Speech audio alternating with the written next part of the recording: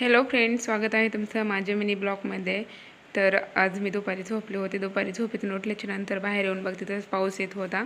तर मग मी मला पण स्वयंपाक वगैरे करायचा होता. तर मी घर वगैरे झाडून घेतले. घर झाडून घेतल्याच्या नंतर मग मी फ्रेश झाले. फ्रेश झाल्याच्या नंतर मग फ्रेश झाले, केस वगैरे सरले, टिकली वगैरे लावली. तर मला आज स्वयंपाकामध्ये दुसरं काही बनवायचं नव्हतं, खिचडी बनवायची होती. तर त्याच्यासाठी मी खिचडीची तयारी करत होते.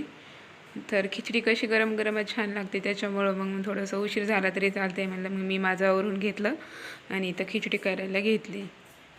1 ग्लास ताराचे तांदूळ घेतलेले आहेत. तांदूळ स्वच्छ धुवून घ्यायचे आहेत.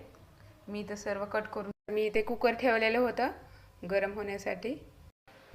तेल गरम झालेलं आहे, त्याच्यामध्ये आपण थोडासा लसूण टाकलेला आहे. मी याच्यामध्ये कढीपत्ता टाकून घेऊया. थोडासा बटाटा, टोमॅटो, 1 कांदा चिरलेली सर्व मध्ये टाकून घ्यायची. थोडीशी कोथिंबीर पण टाकून घ्यायची आहे मध्ये. आणि थोडीशी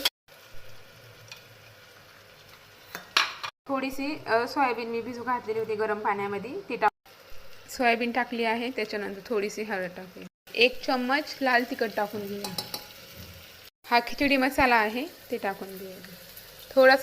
तर सर्व मिक्स करून घेऊया आपण. याच्यामध्ये तांदूळ टाकून घेऊया. चवीपुरतं मीठ. याच्यामध्ये पाणी टाकून घेऊया. तर मी कधी पण एकदा तर याच्यामध्ये थोडीशी कोथिंबीर टाकूया. तर मी इथं कुकर लावून घेतलेला आहे. तर 3 शिट्या होईपर्यंत आपण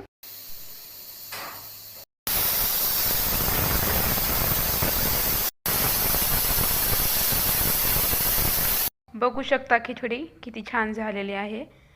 आता मग आपली खिचडी तयार आहे. कशी वाटली माझी आजची रेसिपी? चला, तर आवडली असेल तर लाईक, शेअर, सबस्क्राईब करा.